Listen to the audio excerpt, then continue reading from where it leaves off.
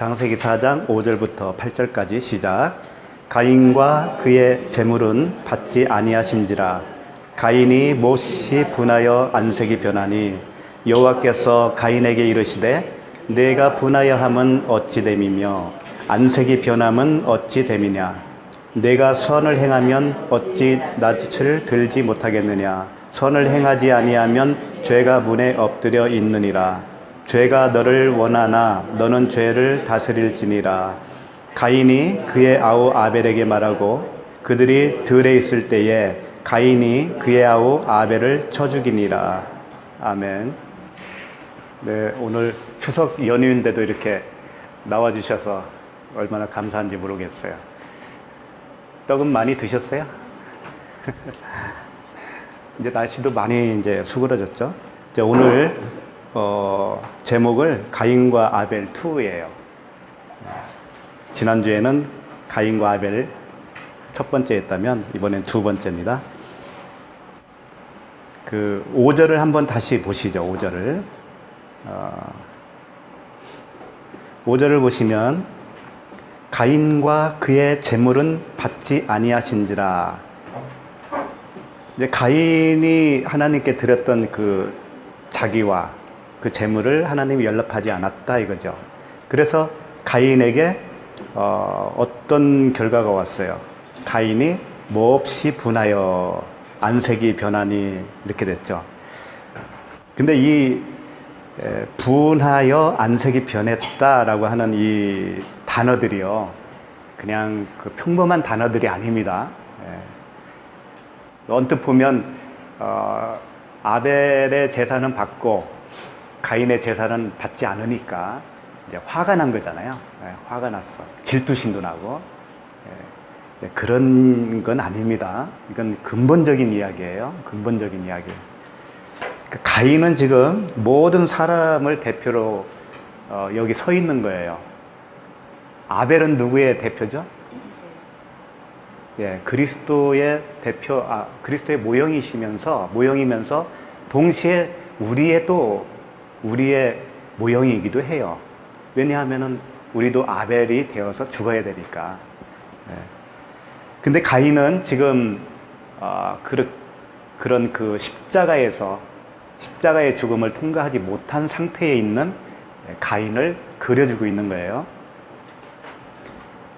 자, 분하여라고 하는 그 단어가 메오드라는 단어예요. 메오드는 굉장히 크다, 매우 많다, 대단하다 그런 뜻이에요. 그러니까 분한 것이 엄청나게 분한 거예요. 엄청나게 분한 거예요. 그 다음에 안색이 변하니, 여기에서 안색이 파님이라고 하는 단어인데 얼굴을 얘기하는 거예요. 얼굴이 변했다라고 하는 거죠. 근데 이 변하니라고 하는 단어가 나팔이라고 하는 단어인데 한글로 보면 그냥 얼굴색이 변했다, 환한 얼굴로 변했다, 이 정도로만 알 수 있잖아요. 근데 이 나팔이라고 하는 단어는 이런 의미예요. 어디서 떨어진 거예요. 떨어지고 넘어지고 엎드러지고 이런 그런 상황을 설명할 때 쓰는 단어예요. 그러니까 안색이 얼굴이 떨어졌다 그런 얘기예요. 얼굴이 떨어졌다. 이상하죠?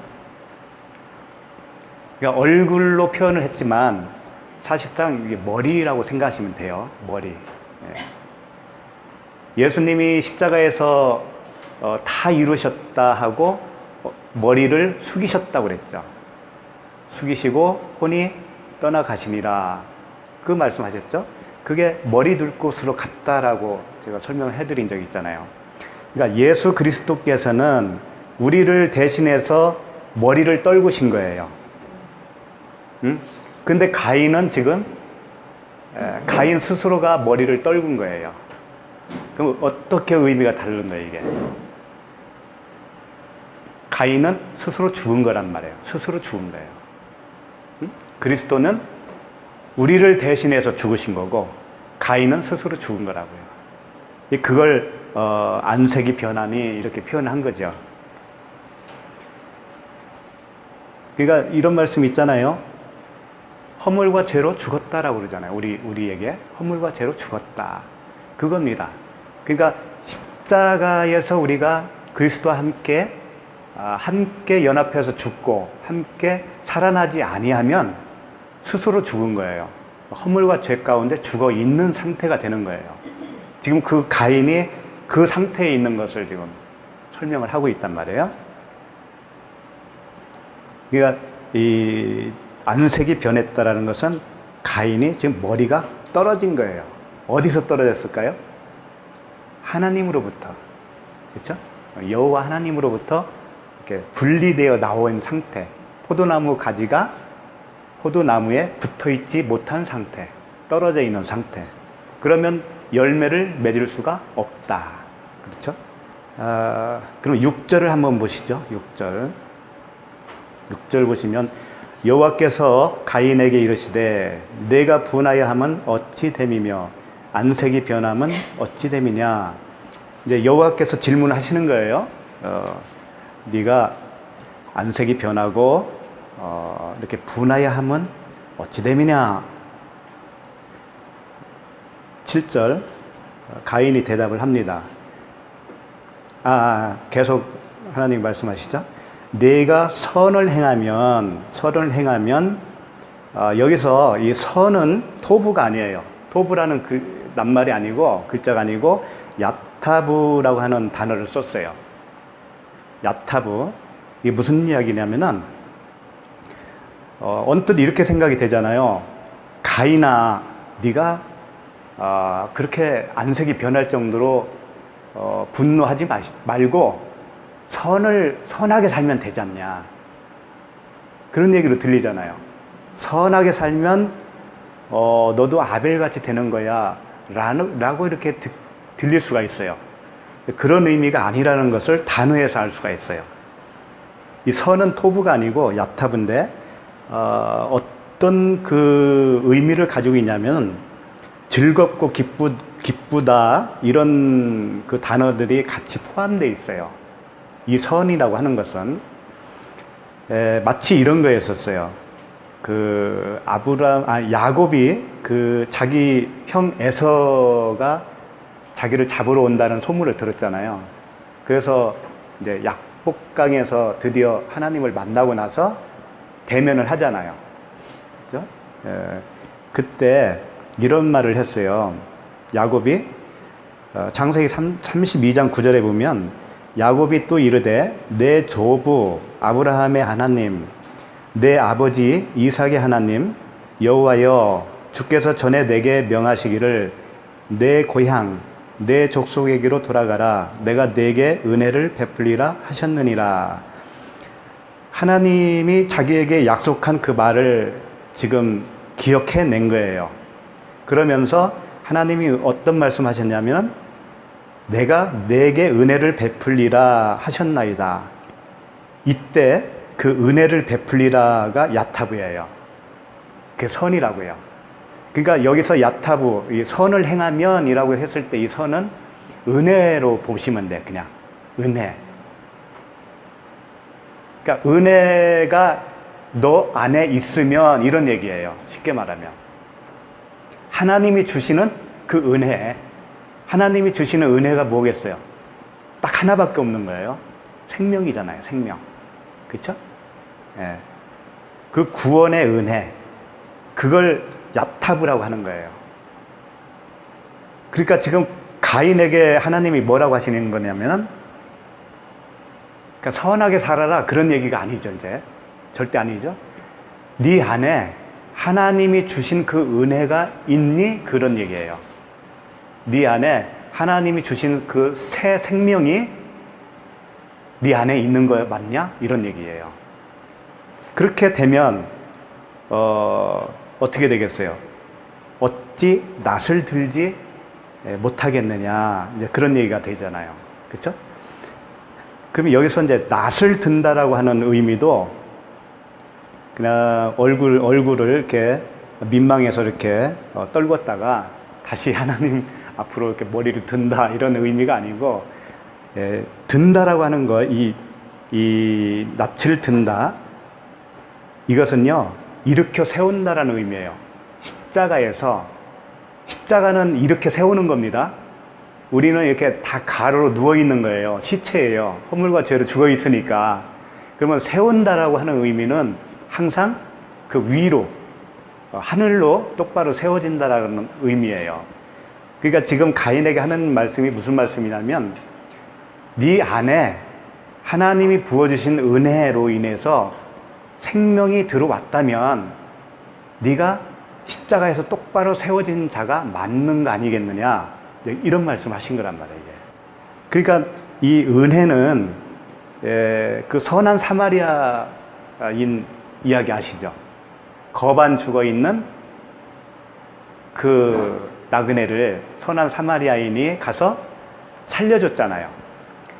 그래서 그 사마리아인의 그 거반 죽은 자, 강도 만난 자의 이웃이 누구냐 질문을 하셨잖아요. 그때 그 은혜를 베푼 자입니다 라고 대답을 했잖아요. 그러니까 그 은혜는 생명을 말하는 거예요. 하나님이 우리에게 주시는 생명, 그거 하나밖에 없어요. 그러니까 지금 가인에게 하는 말은 오직 그걸 얘기하는 거야, 하나님이 지금. 그 강도 만나서 거반 죽게 된 너희들, 다 우리들까지 다 포함되는 거예요. 그런데 하나님이 주신 그 은혜가 네 안에 있느냐, 생명이 있느냐, 그러면 너도 십자가에서 똑바로 세워진 거야. 그러면 너도 낯을 들 수 있지 않겠느냐, 그런 얘기입니다. 자, 그 다음에 말씀이 선을 행하지 아니하면, 그러니까 은혜를 받지 못하면 이렇게 되겠죠. 죄가 문에 어떻게 된다고 그랬어요? 엎드려 있느니라 그랬어요. 여기도 이제 조금 어려운 단어들이 나오는데, 여기서 이제 최초로 죄라고 하는 단어가 나와요. 하타라고 하는 단어인데, 헬라어 하마르티아하고 똑같은 거예요.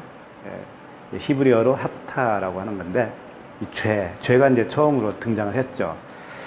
그러니까 이런 거예요.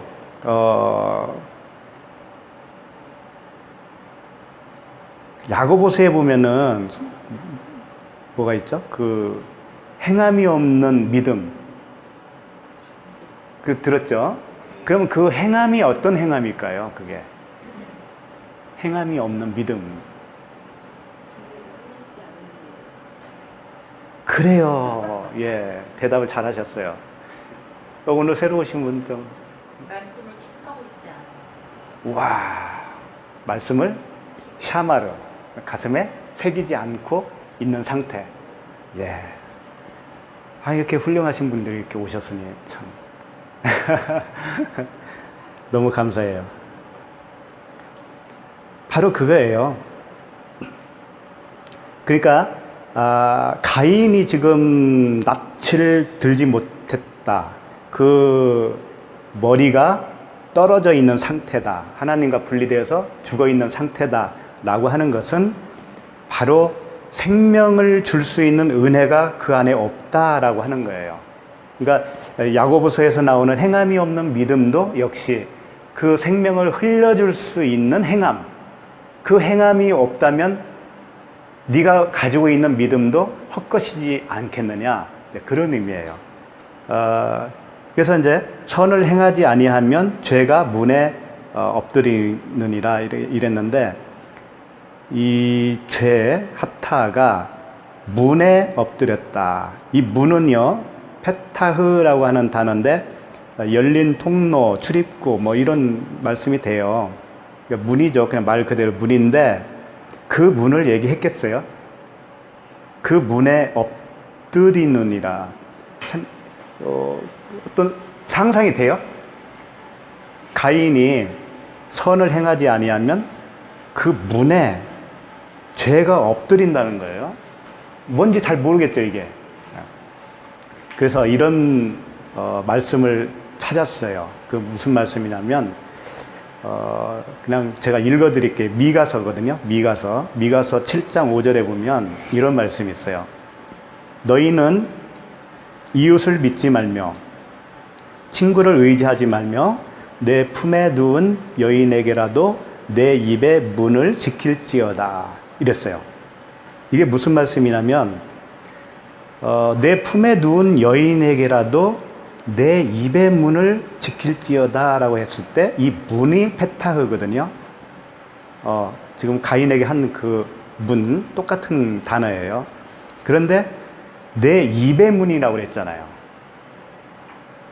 입의 문. 그러니까 결국은 문은 무엇을 얘기하는 거겠어요? 우리가 말하는 입을 얘기하는 거예요. 그 입에서 나오는 말이 실체잖아요. 나의 실체잖아요. 그것을 지킬지어다 라고 했는데 이 샤마르라고 단어를 썼어요. 아까 말씀하신 대로 마음에 간직해라, 킵해라 그런 의미예요. 그러니까 같이 누워있는 여인에게라도 내 입의 문을 지키라고 하는 이야기는 뭐냐면은 그 진리의 말을 하지 못하잖아요. 그러면 다 헛것이라는 거예요.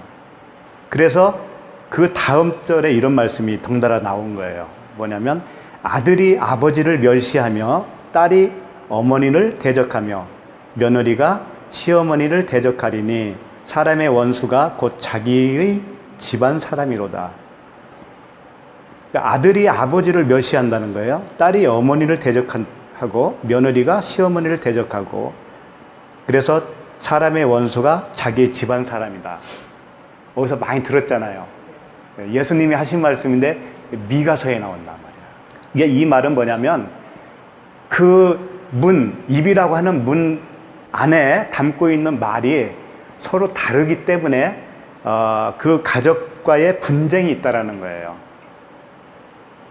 그러니까 가인에게 문에 죄가 엎드린다라고 하는 그 뜻은 뭐냐면은 너라고 하는 그 입, 가인의 입이라고 하는 그 문, 거기서 나오는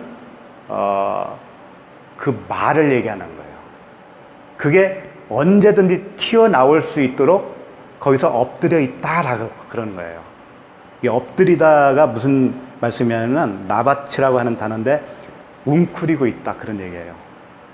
언제든지 일어서서 튀어나오려고 이 주둥아리에 웅크리고 있는 거예요. 네가 지금 그런 상태다 이거예요. 응? 선을 행하지 못하면. 선을 행한다는 건 이제 다 아셨죠? 그 은혜, 생명의 은혜, 그 진리의 은혜를 생명을 담고 있지 않으면 대신 너라고 하는 네 안에서 나오는 거 있잖아. 네 안에서 나오는 거. 네 안에서 나오는 건 뭐예요? 허물과 죄로 죽었으니까 이제 우리가 무덤이란 말이에요. 그 무덤에는 뭐가 들어있어요? 예? 썩은 식체, 썩은 뼈다귀. 그럼 열린 거니까, 열린 무덤이니까 거기서 나오는 건 뭐겠어요? 악취죠, 악취. 예? 그렇다는 거예요. 그러니까 하나님의 생명으로 말을 하지 않잖아요? 그러면 다 악취를 품어내는 썩은 냄새라는 거예요, 그게. 지금 가인이 그러고 있다라는 거예요. 그래서 죄가 너를 원하나, 이것은 이제 테슈카라고 하는 건데 사무하다 그런 얘기예요. 죄는 너를 통해서 자꾸 내뱉으려고 할 거다. 그러니 너는 죄를 다스릴지니라. 근데 자기가 자기를 다스릴 수 있을까요? 무덤 속에 죽어 있는 가인이 그럴 수는 없잖아요. 그래서 이런 말이 있어요. 로마서 8장 13절에 보면은 너희가 육신대로 살면 반드시 죽을 것이로되 영으로서 몸의 행실을 죽이면 살리니. 이런 말씀이 있어요. 육신대로 살면 반드시 죽는다. 그건 이제 가인에게 지금 해당되는 똑같은 얘기잖아요. 네가 그대로 가면 반드시 죽는 거야. 그런데 영으로서 푸뉴마, 하나님의 영, 성령으로서 몸의 행실, 몸의 행실이니까 행실이 나쁘면 안 돼. 행실을 또 좋게 해야 돼. 또 그쪽으로 가기 쉬운데 그런 거 아니에요. 그게 아니고 그 자체를 얘기하는 거예요. 그 육신적인 그 자체, 십자가에서 천연적인 자기 그 육신의 생명을 처리하지 못한 상태, 그 상태에 있는 것을 몸의 행실이라고 이렇게 표현한 거예요. 그 몸의 행실을 누가 죽여주는 거예요? 성령, 영이 죽여주는 거라고요. 성령. 그 푸니마 하기오스, 깨끗한 영이 나에게 들어오면 그 진리의 영이신 성령께서 죽여주는 거예요. 육신의 생각, 육신의 소욕을 다 죽여주는 거라고요. 그래서 탐심이 사라지는 거예요. 정욕과 탐심을 십자가에 못 박았느니라, 이렇게 되는 거예요. 그래서 바로 이어서 나오는 그 로마서 8장 14절이 무릇 하나님의 영으로 인도함을 받는 사람은 곧 하나님의 아들이다. 그러니까 하나님의 영, 성령으로 인도함을 받는 사람이 곧 하나님의 아들이다. 그런 얘기예요. 그러니까 다 같은 얘기입니다. 지금 가인을 통해서 우리에게 하나님이 교훈을 주고 있어요. 우리들이 다 가인으로 태어나는 겁니다. 그 상태가 어떤 상태냐면 이 열린 목구멍, 열린 무덤이라고 하는 시체 썩는 그런 상태에 우리가 있었다. 거기서 나오는 것은 다 악취요, 거짓말이요, 속이는 거란 말이에요. 거짓 선지자예요. 그래서 가인은 결국은 아벨을 죽이게 돼요. 그 다음 절 한번 보시죠. 4장 8절 같이 한번 읽어볼까요? 가인이 그의 아우 아벨에게 말하고 그들이 들에 있을 때에 가인이 그의 아우 아벨을 쳐 죽이니라. 여기서 이제 가인이 이제 아우에게 말했다고 그랬잖아요. 말했다. 그 말한 것이 아마르라고 하는 단어인데 하나님이 이르시되 할 때 그게 아마르예요. 하나님이 이르시되 빛이 있으라 하시니 아마르거든요. 하나님이 하시는 아마르는 창조가 돼요. 말씀하시면 창조가 되는데 가인이 말하는 아마르는 죽이는 거예요. 그러니까 사람이 말하는 것과 하나님이 말하는 것 차이는 그렇게 나는 거예요. 그러니까 똑같은 아마르인데 가인이 지금 아벨에게 아마르를 하는 거예요. 그 의미는 뭐냐면 가인이 지금 하나님처럼 얘기하는 거예요. 아마르는 하나님이 하는 거거든요, 원래. 그러니까 가인이 그것을 사용했으니까 어떻게 되는 거냐면 가짜 하나님으로 지금 말을 하고 있는 거예요. 성경을 볼 때 문자로 우리가 보잖아요. 문자적인 의미로 보잖아요.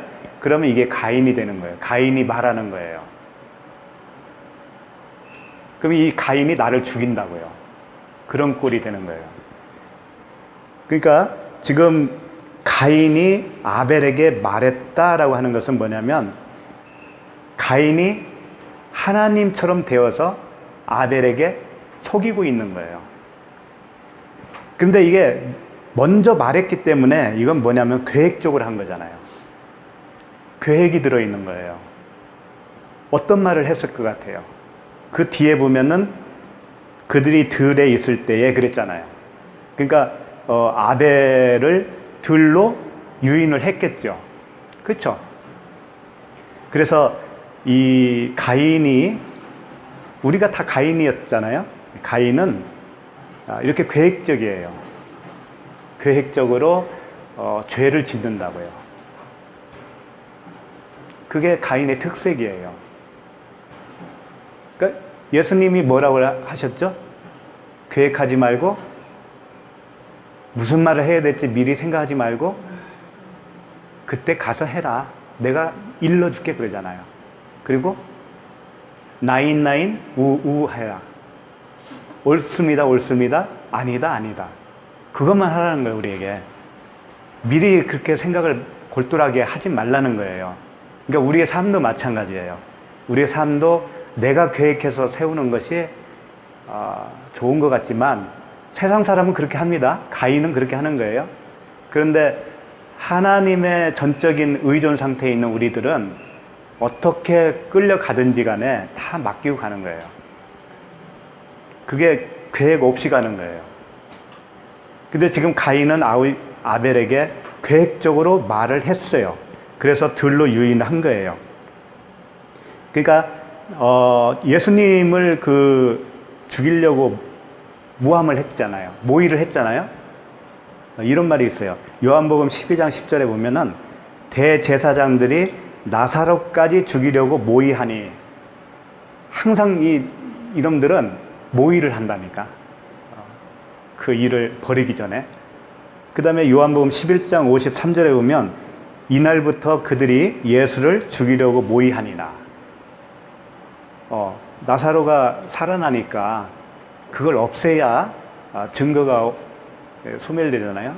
나사로까지 죽이려고 했고, 그다음에 예수님을 죽이려고 모의를 한 거예요. 항상 이렇게 계획을 세웁니다.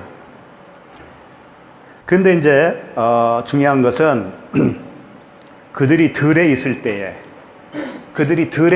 때에 어떻게 했어요? 가인이 그의 아우 아벨을 쳐 죽이니라 그랬잖아요. 이 들은 왜 들에 있을 때 죽어야 되는 거예요? 아벨이. 그 생각해 보셨어요? 왜 들에 있어야 되는 거지? 들은 어떤 개념이냐면 성전 밖이 들이에요. 영문 밖이 들이에요. 그러니까 우리가 하나님이라고 하는 성전 안에 들어있지 않잖아요. 그럼 그게 들이라고요. 그러면 어떤 존재겠어요? 들에 있으면. 네? 사람? 세상 사람? 사람 축에도 못 끼지. 들, 짐승. 네, 들 짐승. 지금 아벨이 들 짐승으로 죽는 겁니다. 예수님이 영문 밖에서 죽으셨잖아요. 영문 밖에서. 그렇죠? 왜 그랬을까요? 성전 안에서 죽지 않으시고 영문 밖에서 죽어야 돼요. 다 의미가 있는 거예요. 히브리서 13장 11절에 보면 이는 죄를 위한 짐승의 피는 대제사장이 가지고 성소에 들어가고 그 육체는 영문 밖에서 불사름이라. 그러니까 제물을 이렇게 태운 거예요. 영문 밖에서. 예수 그리스도를 모용하고 있잖아요. 그러므로 예수도 자기 피로써 백성을 거룩하게 하려고 성문 밖에서 고난을 받으셨느니라. 왜냐하면은 모든 인간은 성문 밖에 있는 겁니다, 사실. 그러니까 우리를 구원하기 위해서는 그분도 성문 밖에서 죽으셔야 되는 거예요. 우리가 들짐승이기 때문에 들에서 죽으셔야 되는 거예요. 똑같이. 그래야 우리를 구원하실 수가 있는 거예요. 다 그런 의미입니다. 그래서 골고다라고 하는 그 언덕, 예수님이 십자가에 못 박히셨던 그 골고다, 해골이라고 했잖아요. 해골. 해골은 뭐예요?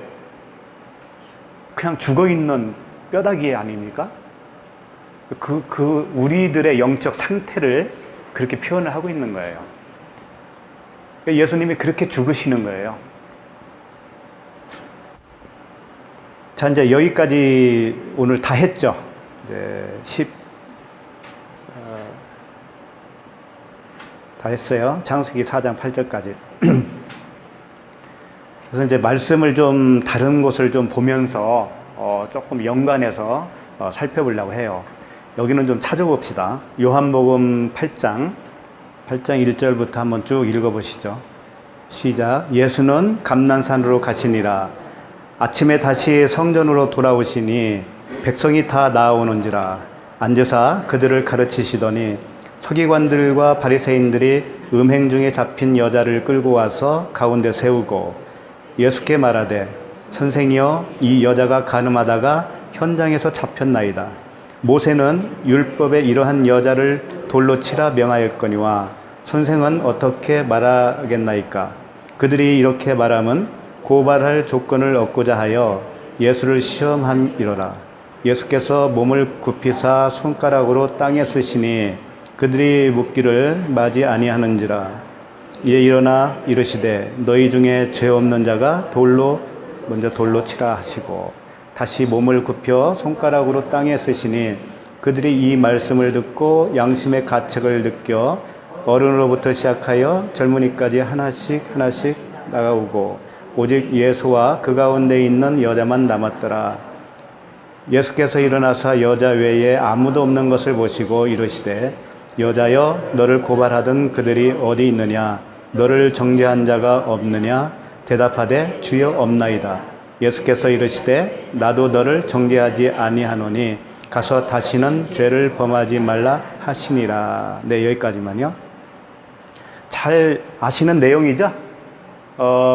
그 예수님을 이제 책잡기 위해서 바리새인과 서기관들이 그 간음한 여인을 현장에서 붙잡아 왔어요. 근데 한번 생각해 보세요. 그 간음한 여인을 현장에서 붙잡아 왔는데 왜 남자는 없죠? 현장에서 잡았는데. 그렇잖아요. 율법에는 남자와 여자가 간음을 하잖아요. 그럼 둘 다 죽이라고 그랬다고요. 그럼 이들이 둘을 다 잡아왔어야 되는 거예요. 그러니까 그거부터가 좀 수상하지 않아요? 그러니까 이게 항상 실제 사건이라고 생각하면은 그 복음을 온전히 받아들이기 어렵습니다. 지금 이 여인의 그 남자는 지금 가상의 남자예요. 가상의 남자라고. 없다고요. 그럼 뭘 의미할까? 잡혀온 여인이 우리들을 대표한다고 보시면 돼요. 우리 모두가 간음한 여인이란 말이에요. 그렇게 생각을 하시고 일단 보자고요. 여기 보시면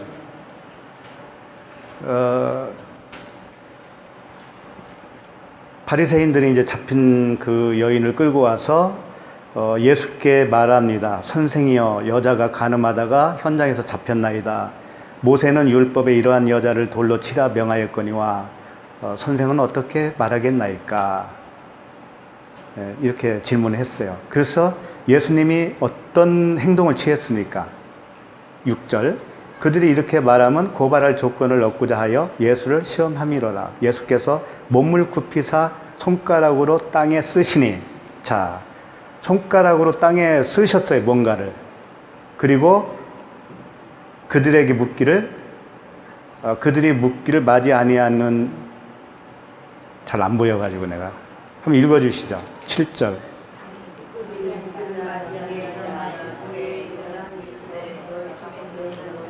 돌로 치라 하시고 그 다음에 다시 몸을 굽혀 손가락으로 땅에 쓰시니 그랬습니다. 자, 예수님의 그 행동이 좀 이상하죠. 두 번씩이나 땅에 이제 손가락으로 뭘 썼어요. 그리고 나서 너희 중에 죄가 없는 자가 먼저 돌로 치라 하셨단 말이에요. 땅에다가 뭘 썼을 것 같아요? 이거 궁금해가지고 옛날부터 참.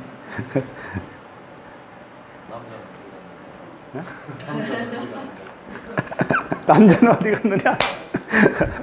왜 남자는 안 잡아왔느냐? 근데 너희 중에 죄 없는 자가 먼저 돌로 치라고 했어요. 두 번씩이라 그랬더니 그들이 가책을 느꼈다고 그러잖아요. 가책을 느끼고 어른으로부터 시작하여 젊은이까지 하나씩 하나씩 나가고 오직 예수와 그 가운데 섰는 여자만 남았더라. 도대체 땅에다가 무엇을 썼으며 너희 중에 죄 없는 자가 먼저 치라고 했을 때 가책을 느꼈을까? 그 여인을 잡아오기까지 아주 입에 독이 잔뜩 품고 있을 그들이 그렇게 쉽게 물러났겠느냐 이거예요. 저도 이거 몰랐어요. 궁금했어요. 근데 마음을 주시더라고, 마음을. 하나님이. 어떤 거냐면은 이런 거예요. 땅에 굽히사, 몸을 땅에 굽혔다고 그러잖아요. 이 몸을 굽혔다고 했지만 이게 사실 머리를 굽힌 거예요. 응? 머리를 숙인 거라고요. 그러니까 지금 예수 그리스도의 그 머리가 어디로 가는 겁니다, 지금. 어디로 가는 거예요. 숙였다고 하는 의미는. 그리고 땅에 손가락으로 뭔가 썼어요. 땅은 뭐예요, 땅은? 사람이에요, 사람. 그러니까 지금 그 여인을 끌고 온 사람들 그 마음속으로 들어간 거란 말이에요. 그들 마음속으로 들어가서 손가락으로 쓴 거예요. 하나님의 손가락은 뭘 설명하고 있냐면 성령을 설명하고 있어요. 성령. 하나님의 말씀이에요. 손가락 자체가. 그러니까 그들의 마음을 뚫고 들어간 거예요, 지금. 주님이 땅에다가 썼다고 하지만 그들 마음에다가 쓴 거란 말이에요. 뭔가를 쓰고 너희들 중에 죄 없는 자가 먼저 쳐봐. 이렇게 한 거예요. 그러니까 그들 마음판을 살짝 열어준 거예요. 그래서 아, 나도 죄인이 맞네. 그것을 그들 스스로가 시인을 하게 만든 거예요.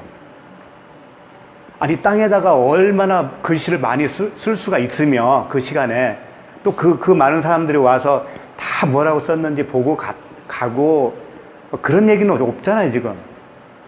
그렇죠? 그거예요. 이 놀라운 그 깨달음을 주셨어요. 그러니까 이들이 누구부터 시작해서 가고 있는 거예요? 자, 9절 보시면 그렇지. 어른으로 시작하여 젊은이까지 하나씩 하나씩. 응? 이게 이제 젊은이가 뭐냐면은요. 에스카토스예요. 에스카토스. 가장 가치 없는, 가장 작은 에스카토스 코트란데스. 많이 들어봤죠? 렙돈, 두 렙돈의 두 렙돈을 드렸던 그 여인. 마지막 하나까지 드렸던 그 여인. 그러니까 어른에서부터 젊은이까지라고 하는 이 이야기는 뭐냐면은 죄를 많이 깨달은 사람이 먼저 갚버린 거예요. 그게 어른이에요. 그 다음에 제일 마지막에 깨닫는 자, 그들은 나중에 가게 될 거 아니에요.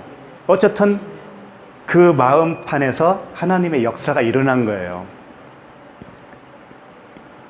왜냐하면은 그 간음한 여인을 잡아온 사람들은요, 어떤 상태에 있는 사람들이냐면은 자기들은 죄인이 아니다라고 생각을 할 거 아니에요.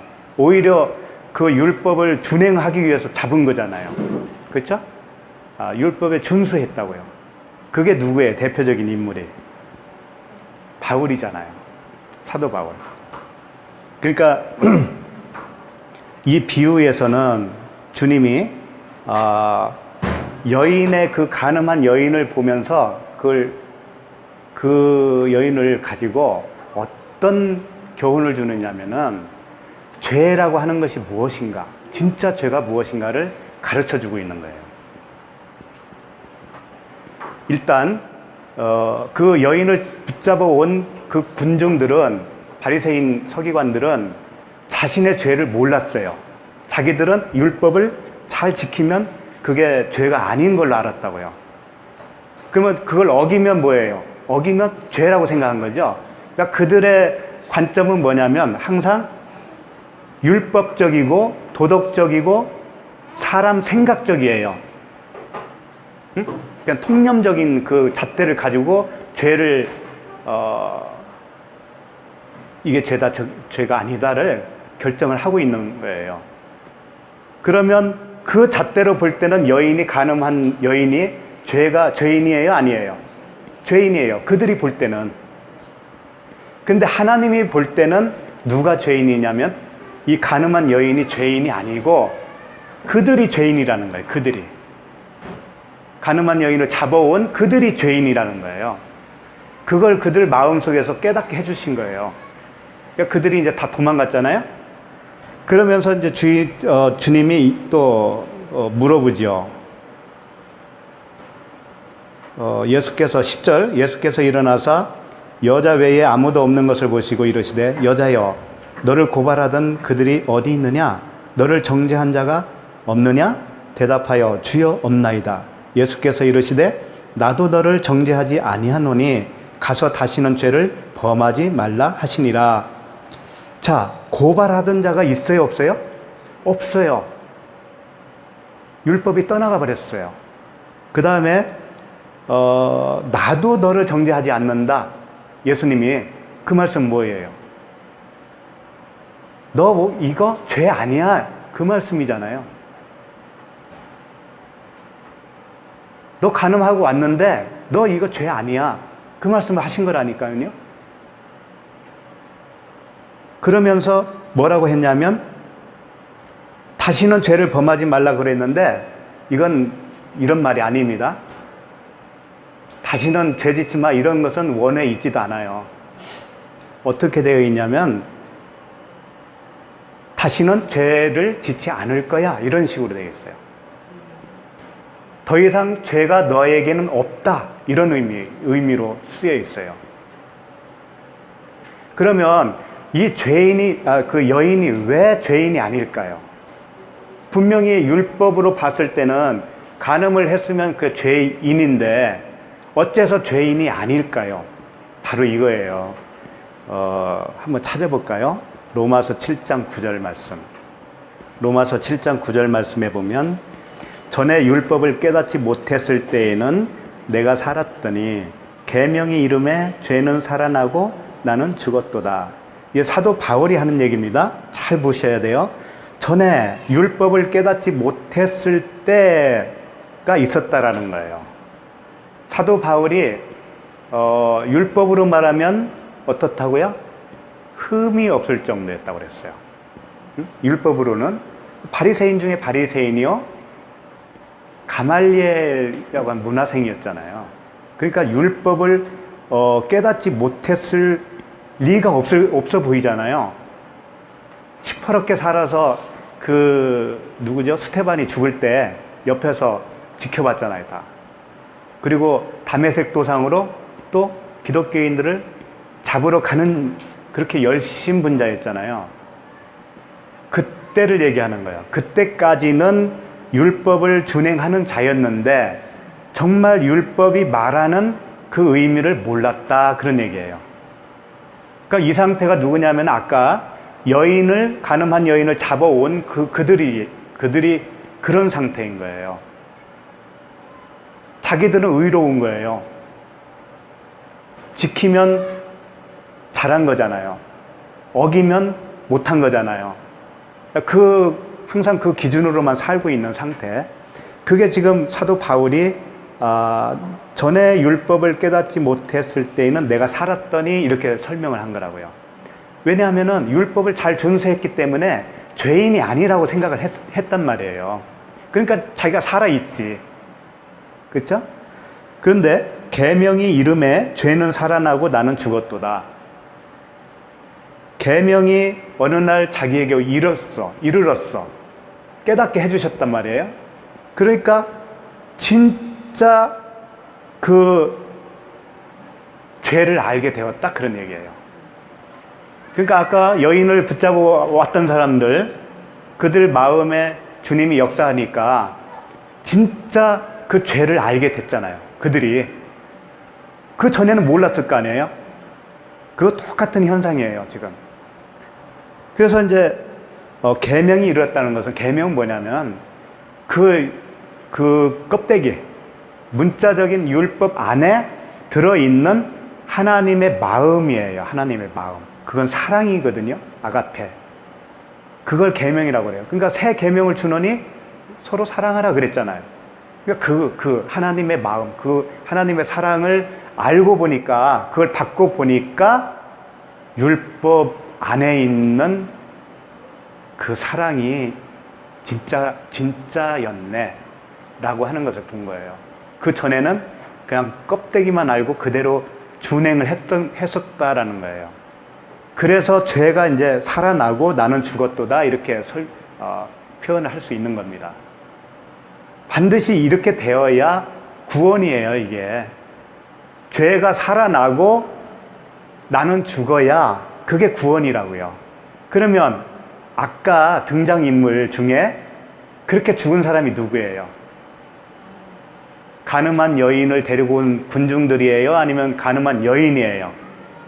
간음한 여인이에요. 간음한 여인은 죄가 지금 폭로됐잖아요. 폭로되어서 그 앞에 끌려왔잖아요. 그게 죄가 드러나고 자기가 죽은 거란 말이에요. 죽었으니 이제는 죄인이 아니잖아요. 그렇죠? 죽었기 때문에 너를 고소하는 자가 없는 거 이제는. 이해가 가요? 네. 그겁니다. 그러니까 육적인 간음이 진짜 간음이 아니고 이 여인을 통해서 진짜 간음을 얘기해 주는 거예요. 그게 뭐냐면 진짜 간음자가 누구였냐면 아까 그 여인을 잡아온 사람들이 진짜 간음자였었던 거예요. 반전 드라마죠. 그들이야말로 영적 간음자였단 말이에요. 왜? 율법이라고 하는 다른 남편을 두고 살았으니까 그동안에. 그렇죠? 그 얘기예요. 그럼 로마서를 조금 더 봐요. 거기 보시면 생명에 이르게 할 10절, 7장 10절 생명에 이르게 할 그 계명이 내게 대하여 도리어 사망에 이르게 하는 것이 되었도다. 그러니까 생명에 이르게 할 그 계명이 내게 대하여 도리어 사망에 이르게 하였다. 그러니까 이게 나빠 보이는데 계명이 와서 자기 죄를 폭로시켰으니까 죽은 거잖아요. 죄의 삭은 사망이니까. 근데 나빠 보이는데 11절 죄가 기회를 타서 계명으로 말미암아 나를 속이고 그것으로 나를 죽였는지라. 이 말씀도 같은 말씀이에요. 뭐냐면 죄가 기회를 타서 계명으로 말미암아 나를 속이고 그것을 나를 죽였다라고 하는 건데 이건 뭐냐면 율법이라고 하는 율법을 딱 봤을 때는 이것을 지키면 복이고 안 지키면 저주다라고 하는 그 행함으로 보였단 말이에요. 마치 잘 지키면 되는 것처럼 속였다 이거예요. 그 죄라는 놈이 속인 거예요. 속이고 어디로 끌고 왔냐면 진짜 계명으로 드러날 때까지 끌고 온 거예요. 그래서 드러나니까 죄가 드러나고 자기는 죽었다 그런 얘기거든요. 그러니까 그 계시로 인해서 율법 안에 우리가 다 갇혀 있다가 계시로 인한 그 믿음이 오기까지는 다 속고 있는 거죠. 그 상태예요. 죄가 우리를 속이고 있는 상태예요. 그래서 12절에 이로 보건대 율법은 거룩하고 계명도 거룩하고 의로우며 선하도다. 그러니까 율법 자체는 좋은 거예요. 왜냐하면 그걸 나를 그 빛 가운데로 인도하는 몽학 선생이 되기 때문에 그래요. 근데 문제는 그 율법이 인도하는 대로 최종 목표까지 가지 못하면 어떻게 되냐면 율법을 붙잡고 사는 사람 있잖아요. 그렇게 되면 그건 진짜 멸망인 거예요. 그래서 율법은 두 얼굴이 있는 거예요. 그걸 계명으로 풀어줄 거냐, 율법으로 그대로 남을 거냐, 우리 속에서 그 차이가 있는 거예요. 그래서 율법은 거룩하고 계명도 거룩하다. 의로우며 선하다. 왜? 자기를 죽여서 새 생명으로 살려주니까. 그런 말씀이에요. 그러니까 우리들도요 관점을 좀 바꿔야 될 게 있어요. 그게 뭐냐면 세상적인 관점을 바꿔야 되는 겁니다. 주님은 한결같이 영적인 말씀을 하셔요. 그래서 영적으로 분별을 할 수가 있어야 돼요. 그게 안 되면 그걸 구하시면 돼요. 주님의 은혜를 받으면 또 그렇게 돼요. 그러니까 이 예수님은 여기도 그 말씀하셨을 거예요. 요한복음 아까 보던 그 8절의 말씀, 8장. 만일 내가 16절이에요. 만일 내가 판단하여도 내 판단이 참되니 이는 내가 혼자 있는 것이 아니요 나를 보내신 이가 나와 함께 계심이라. 8장 15절. 너희는 육체를 따라 판단하나 나는 아무도 판단하지 아니하니라. 예수님 자신이 판단하지 않는데 근데 너희들은 지금 육체를 따라 판단하고 있지 않나? 그런 말씀 하시는 거예요. 그러면서 다른 곳에서는 어떤 말씀 하셨냐면 그 심판이 내가 심판하는 게 아니고 누가 심판한다고 그랬어요. 자기가 한 말로 너는 심판을 받는 거야. 그런 말을 하셨잖아요. 그러니까 주님이 판단하는 게 아니고 너희 말이 너희를 심판하는 거야. 그러니까 내 속에 있는 말, 그 영이 어떤 영이냐, 어떤 말이냐, 그게 심판의 기준이 된다는 거예요. 다시 말해서 하나님과 같은 말을 하지 못하면 그게 심판이라는 거예요. 자기 말로. 그러니까 육체를 따라 판단하는 사람들은 언제나 우리의 겉모습을 보고 판단을 하는 거예요. 근데 하나님이 보는 판단은 말을 보시는 거예요. 말. 그 안에 있는 영이 무엇인가? 그거 보시는 거예요. 그게 다시 말하면 진리고, 우리 안에 담고 있는 진리, 하나님의 사랑, 하나님의 말씀, 성령, 오직 그것만 우리에게 있어야 가인에서 아벨로 죽고 셋으로 다시 태어날 수가 있는 거예요. 오늘 여기까지 하겠습니다.